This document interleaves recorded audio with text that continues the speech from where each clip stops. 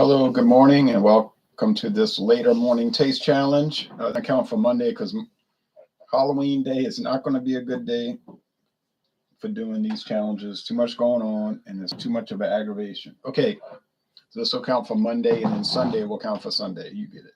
Okay, we have Don. No, let me go in order. Oldest company gets the dibs. We have Appleton Estate signature blend crafted in the heart of Jamaica. Distilled and blended in Jamaica by Wray Nephew Limited. 40% alcohol. This was the previous label. Right after I bought this, they went to the new label. Well, I don't really like the new label. It's kind of plain. This one had the valley on it, the painting. But whatever, they wanted to modernize it. This is a famous old rum. 1749. There's so many different ones. There's an 8-year, a 12-year, 25-year. There's really expensive ones. These run about $21, okay?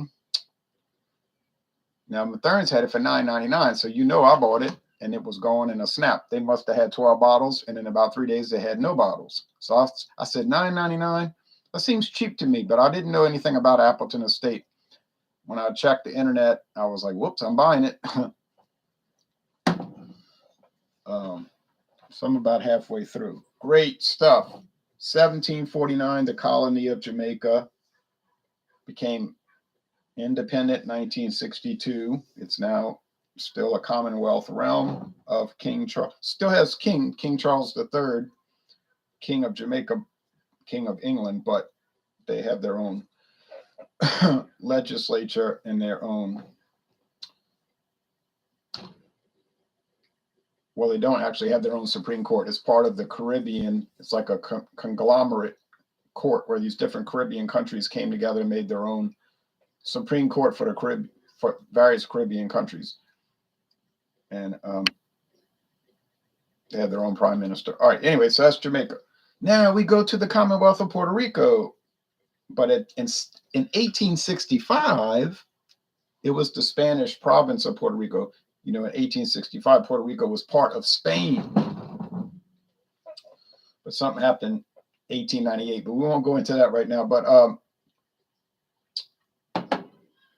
Destilería Serrallés, a family-owned family company. Their favorite novel was Don Quixote. So they started it's kind of strange, right, to name your company's brands after a novel. But that's what they did, Don Q.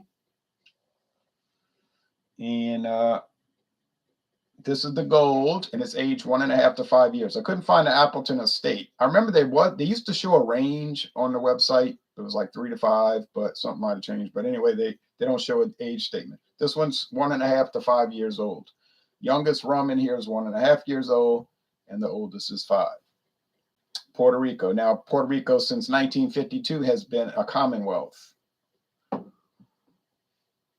Whereas sort of like Jamaica, but not as independent, because Puerto Rico does elect their own governor, and they have their own legislature and their own Supreme Court. Of course, the U.S. Supreme Court is their Supreme Court ultimately, and they don't have their own army or navy. Puerto Rico is part of the U.S. Army and Navy. They have their U.S. money, and they don't have a president of Puerto Rico. They just have a governor, like Louisiana or Texas would have. All right, but anyway, enough of the geopolitics.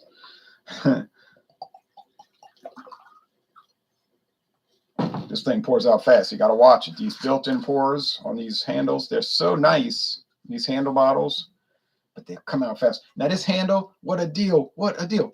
$13.99 for this big bottle. Woo. $6 discount.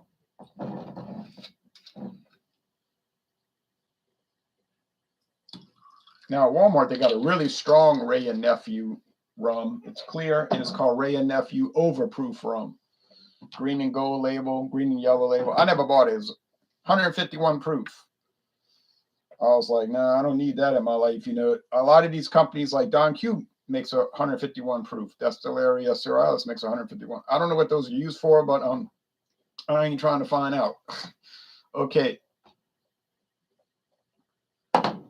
80 proof's fine for me. 90 is fine. 80 to 90 proofs fine. 151, and that doesn't appeal to me. I'm sure it's a classic, and all of that, but I can't handle. I'm scared. I'm scared of it.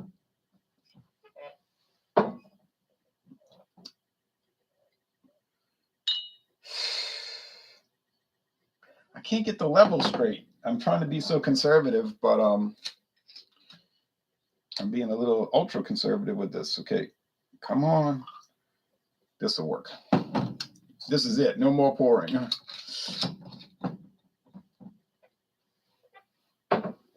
So Jamaica versus Puerto Rico. Look how pale, straw. That is some clear rum. I don't think they add any color into it because it's different aged rums, and I think they might get that pale shade. Now this one here, I don't know. Maybe Wray Nephew's adding a little caramel color to it. I really can't say. 1749.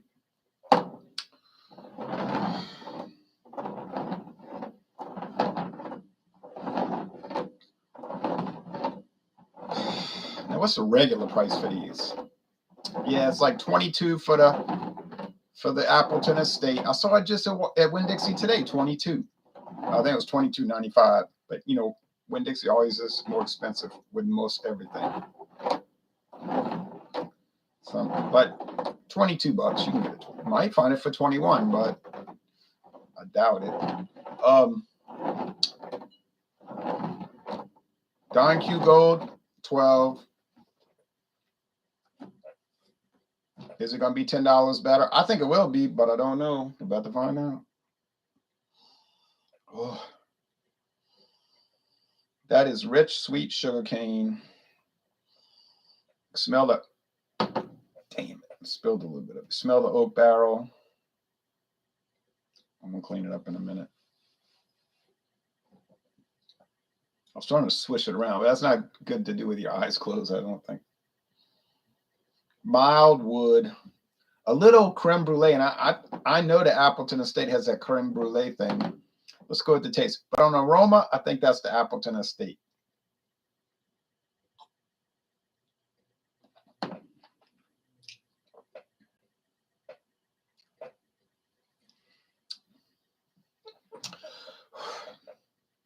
Now, my friend David never drinks rum. He says it's too sweet. It's too sugary. I said, yeah, but bourbon is like that. To me, bourbon is sweet. Yeah, because it's made. He said, but it's corn. Corn is a grain. I know. But corn is a very sweet grain. And it's got sugar in it. And they make corn syrup from it. And there's the other type called the high fructose corn syrup, which is super sweet. But man, to me, bourbon tastes like candy corn. Candy corn. I mean, it does. I mean, I just find bourbon is exceptionally sweet. It's like, oh, it's so sweet, and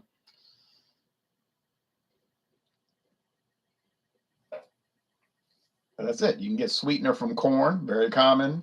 Go look at K-Row at the store. Very common bacon item, K-Row, which is corn syrup. And naturally sugar cane, obviously.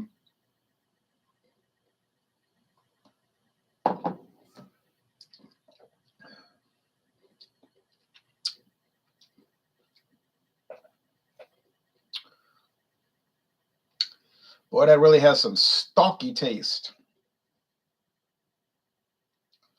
You might be saying, stalky taste. What exactly is a stalky taste? Well, I mean like a sugarcane stalk.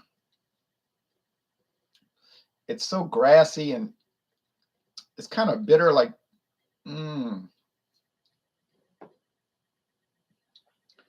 I bet you can't guess what the recommendation for either one of these is on their website. And boy, that Appleton Estate website is so elaborate. I mean, you better have a lot of time to read.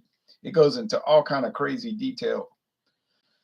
The distillation process, aging it, the history, and they go into each brand and go into all this detail. And the same thing with Don Q. It's like, here's how we do it, and it's real involved. And that's great. I love websites that give you some real good information. That's when they just run through it like, yeah, we make it. It's almost like they're not even proud of it or something. I saw this new Canadian whiskey at Winn-Dixie. I know who's making it, but they try to use an alias name. But I said, I know who that is. That's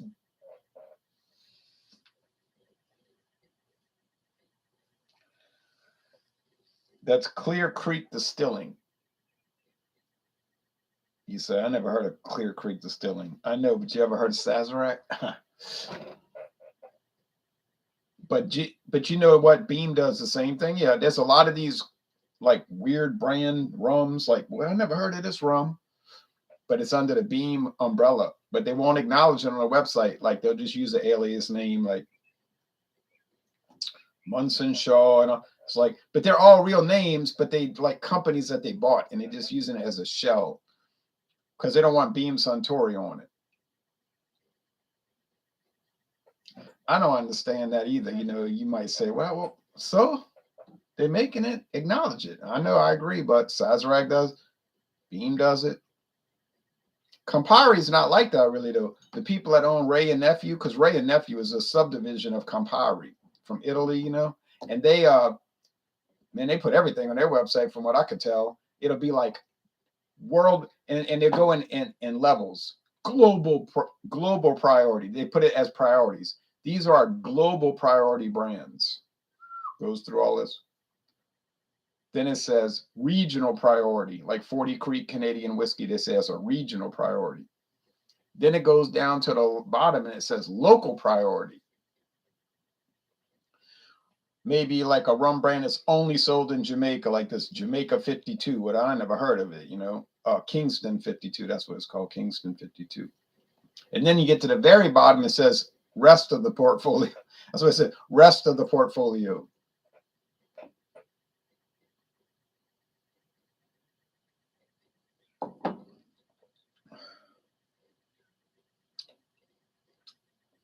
It's like that creme brulee faded on this over the last couple of years. Now you get like some paper, like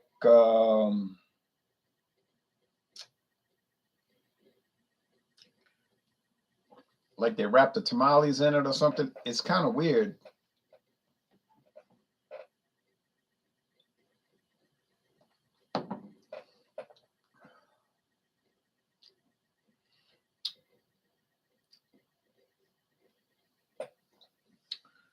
So this one got the paper. And this one got the sugarcane stalks. Kind of bitter. I know people say, they're mixers, fool. They're made for mixing. You're doing it wrong. You're sipping them at room temperature. Neat. I know that. One thing I noticed, there's no $10 difference here. No way. I like Appleton Estate. I'm not about to start criticizing it. No way. It's not going to happen. But also, it's not justifying the $10 difference. I can't see. It's got a pretty bottle, you know, it's got a unique shape, like this like hourglass shape. It's skinnier now. The bottle's skinnier. It's not as stout and squat bottle. And I mean, the new label does look nice, but it's just, to me, it doesn't look as nice. But I wouldn't pay $10 more. I'd just get the Don Q. Their crystal is fabulous. The gold here is so nice. Not perfect. They're not perfect products. You know they're not going to. You watching the video, you know they're not going to be perfect for $12. It's not going to be perfect for $22 or $23, but they could still be mighty nice. Is there a perfect rum? I don't know. I never had anything that was at 100. Never had any liquor. Never tried a single liquor in my life that rated at 100. Haven't had it. Beer, yeah, I had some beers that went up to 100, above 100, meaning better than perfect. Like West Flaterian 12 from the Trappist Monastery in Belgium. For that price, it better be, it had better come out better than perfect. $14 a bottle. One bottle, 11.2 ounce bottle, $14. Better be above 100, but it's so rare, you know. I mean, I had that Black Albert from Europe. Yeah, that was a super imperial stout. That was above 100. That was unreal. I had that Tokyo, that Nogano or Tokyo Black Horizon. Man, it was like, this is better than this is world class, man. This is above 100. But like I said, it better be. It was $10.99 a bottle. You don't even get a full 12 ounces. So we have some grasp on the perspective, you know, what we're dealing with. If you're doing really cheap liquor, you say, wow, it tastes really cheap. Isn't that strange? And then you do mid-range and you're like, well, it's kind of a mid-range type of thing. Makes sense. This is above premium. Oh, this Johnny Walker Double Black, it's a little bit extra here. Yeah, it costs you a little bit extra.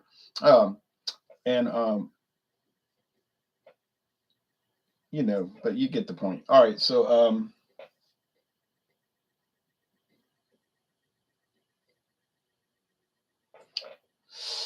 I'm stalling, right? You say you're stalling. You're trying to come up with all these little side topics because you can't really figure it out, can you? No, I can't really figure it out.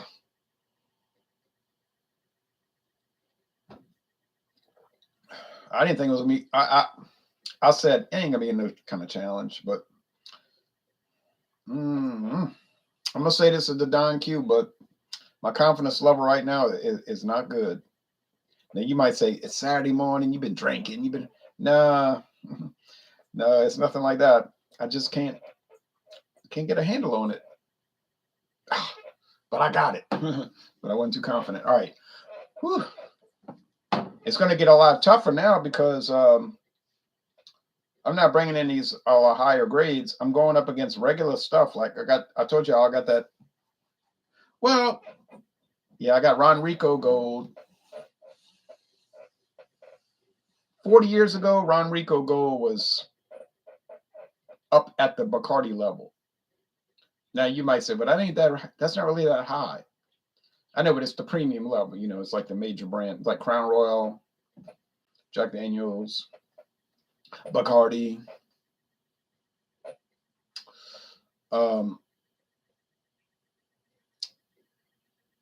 Seagram's vodka or gin. You know what I mean? And so it's like the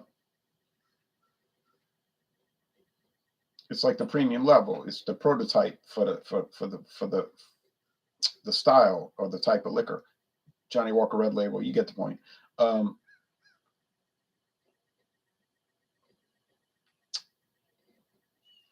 But these others,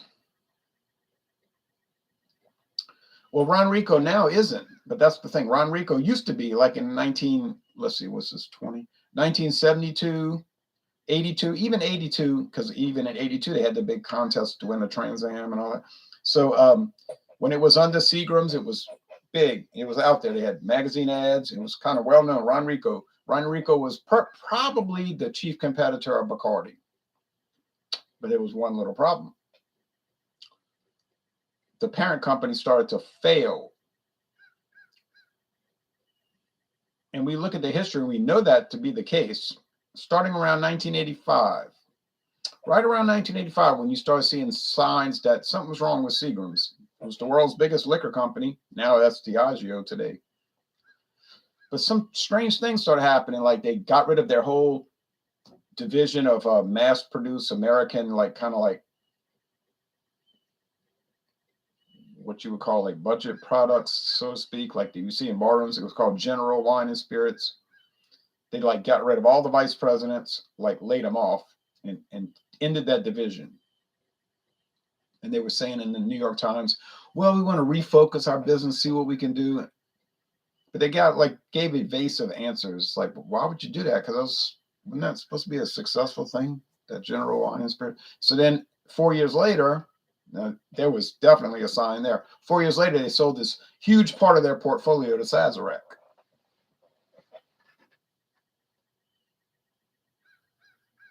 And big brands too, Benchmark Bourbon. not a dominant brand, obviously, but a well-known brand. Eagle Rare. Yeah, you say Eagle Rare, that's to age 10 years. That's people look for that stuff, right? Like that's a sign. Well, why are you selling Eagle Rare bourbon to Sazerac? And Sazerac gobble it up, like we'll take it. um, and then let's see, that's 89. And I think there was another big sell-off in 94. Yeah, they sold a bunch of their brands to Beam Company, a big competitor. All kind of brands, like stuff you heard of. And you're like, why would they do that? You know why they did it? Because they needed cash flow. They needed cash, and it wasn't coming. Like, it was a bad problem where you buy a house, you would have a big problem if the house note was more than what you made every month.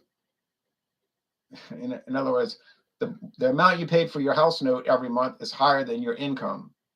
Obviously, you're going to sink. You're not going to keep the house. So, and then only 6 years later, the year 2000, they were gone. Seagram's gone. They started selling all their assets. Every brand of liquor they owned, they sold all the recipes, the trademark, everything. Sold it. Whoever wanted it. It was like a big, like an auction, like an auction. So, of course, Diageo, Guinness beer, but it's Diageo and Campari and other people came. Coca-Cola bought Seagram's ginger ale because soft drink, and just sold their distillery in Lawrenceburg, one of the oldest and hugest distilleries in America. Gone, and the company was out. The website shut down, and it's bye-bye. So, of course, Ron Rico, which got bought up by Beam got a hold of Ron Rico. But Beam didn't need to be promoting that because they already had their big brand. So Beam just relegated it to the bottom shelf. It's amazing, So now Ron Rico, I bought those bottles $9.99 a bottle. $9.99. And if you get on the internet, you read reviews, people are saying all the time, like you read reviews, man, this stuff is good. I can't believe it's so cheap. Like this, and they'll say like, don't buy Bacardi. You could save $3 a bottle. Buy this. Even though you never heard of it. Now, people that's 70 years old, 60 years old, they're like, who never heard of Ron Rico? When I was a teenager, when I was in college, what that was then. We're not in then, we're now. So I have that, the Ron Rico Gold. That could be a challenge. Could be. Might be. But the other ones, it could not be. What I'm trying to say, I'm saying backwards. It might not be a challenge because I think the Ron Rico Gold might be a little bit better. But the other ones it'll be tough. The other ones will be tough because they even. It's like even. All right. Close it out. Appleton Estate. I would drink it fresh though. Now I know people are gonna say, liquor can't go off. I don't believe that. Because when I first drank this, it had a rich charred oak creme brulee. Like you go to the country club and they got the creme brulee on the vanilla ice cream and all. Now it's got a papery note. And that's what gave it away, really. And I know you are just like me. As well as I do that rum should not have a paper taste. What I think happened was it got exposed to the air. It's been sitting in the cabinet for months, years now, not even months, years. And something happened to it. Didn't make it bad, didn't make it rancid, and didn't make it nasty per se, but it lost something. That's the way I feel about it. All right, let's go with the comments. Craft Beer Tastic says, I think these companies implement aliases on a certain low-end products in case the products fail terribly.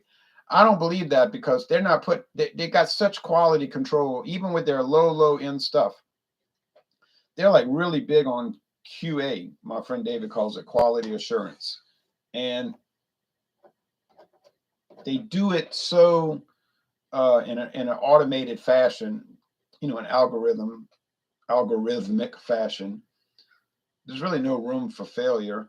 then the parent company name isn't associated with the failure. Yeah, but that's not going to work. That's not going to work because if it's rancid or nasty, it's going to come back to them. You know, some newspaper is going to say, "What is this?" And they're always going, "It's a Sazerac brand." They don't want that. Like I was at, oh yeah, was it Winn-Dixie today? And there's a perfect example of what you're talking about. They had Hartley brandy. That is super low end brandy, but people buy it. They buy it because Winn-Dixie had a big old shelf full of it, like they always do, and it was on sale, special offer this month, $8.99 a bottle. I said, look at Hartley, look at Hartley. But then they don't even use an alias. They say Sazerac, Frankfort, Kentucky. I said, yeah, you mean Buffalo Trace, but you know Sazerac. All right. You ever want to try something weird? Hey, you ever want to try something strange? I'm not going to say it's definitively bad, no. But if you ever want to try something strange, go get some Hartley brandy, VSOP. Oh, yeah. Flying Dog Brewery did that with the Goose brand back when they bought Frederick Brewing Company. Oh, use an alias, huh? Yeah, it's pretty common.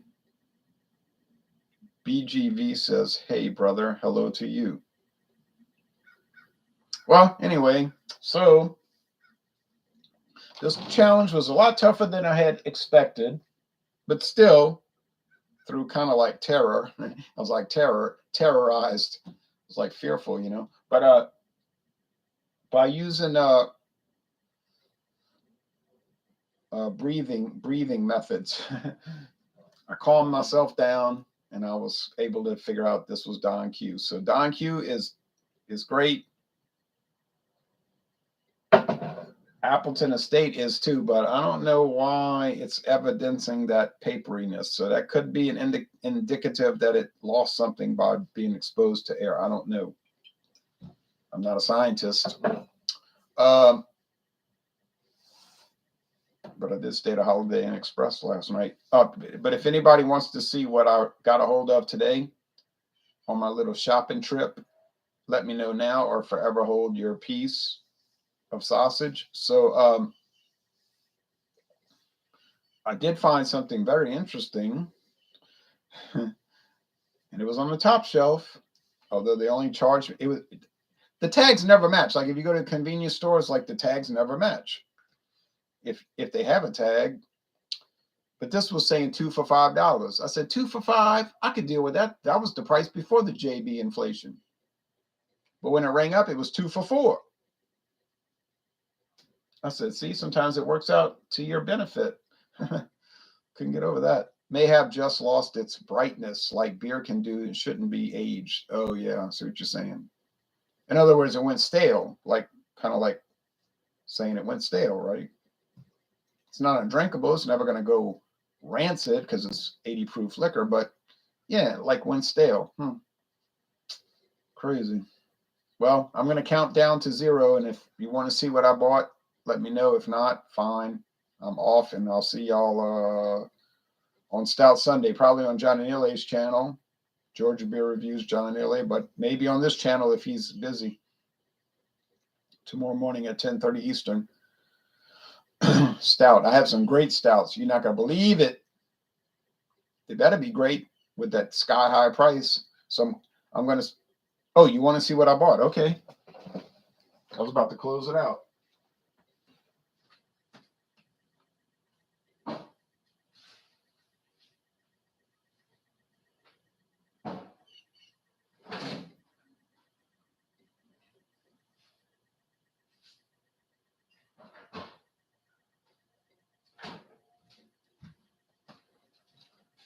Now, I'm not going to pretend that these are like, super above premium products. But they're out there, and most places here don't sell them. I know where to buy them in the French Quarter in New Orleans, but that's, 33 miles away. It's a very interesting grocery store, though. But I found them here today on Louisiana Highway 3188 at the Exxon. This is an interesting place. It's Exxon gasoline, but when you go to the pumps, it says Exxon Mobil, Exxon Mobil, but it says Exxon Mobil Esso. So I call it the ExxonMobil Esso station, gas station, ExxonMobil Esso. And they have a convenience store in there, and they sell this fried chicken, which is very popular and very good.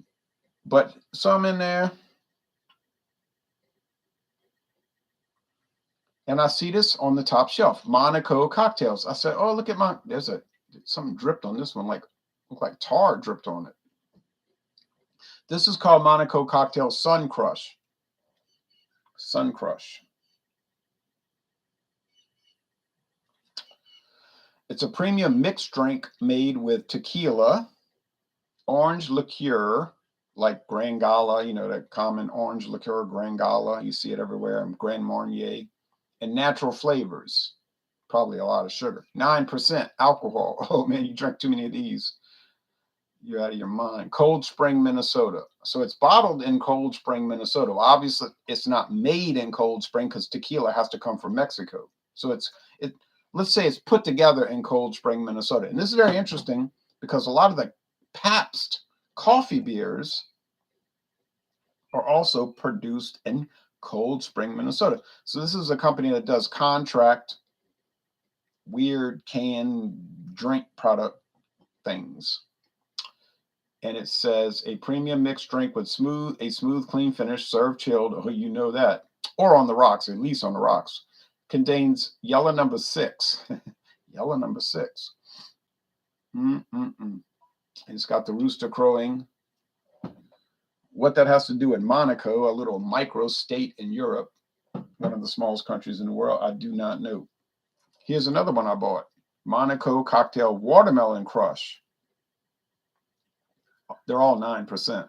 A premium mixed drink made with tequila, again, so that's from Mexico. Watermelon liqueur, that could be from Alabama, you know, and natural flavor, which, you know, can be from anywhere.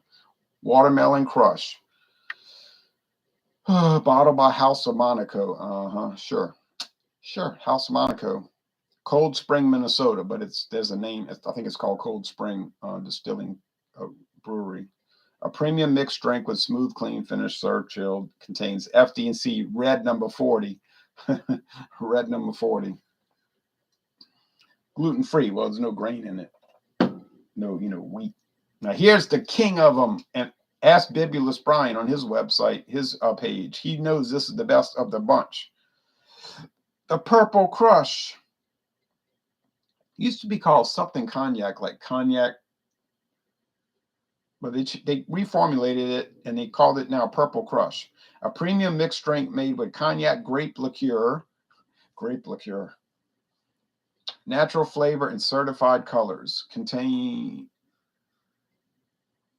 Oh, it's none of those certified colors that they have to disclose. Oh, I got 2 cans of this. This is made with cognac. Now, which cognac? Is it Hennessy VSOP Privilege? Yeah, sure.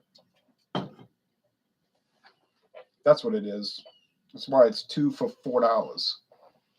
But be very interesting. So these are what we call canned cocktails. They're ready to drink. All you got to do is get them ice cold, pour them in a glass. You can drink them like a cocktail.